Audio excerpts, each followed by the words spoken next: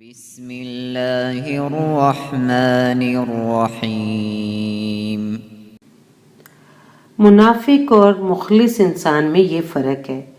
Number 1 کہ منافق انسان کا اندر اور باہر ایک دوسرے سے مختلف ہوتا ہے، اور مخلص انسان اندر اور باہر دونوں اعتبار سے ایک ہوتا ہے۔ نمبر 2 منافق انسان کا مقصد لوگوں کی خوشنودی حاصل کرنا ہوتا ہے، اور مخلص انسان کا مقصد خدا کی خوشنودی حاصل کرنا۔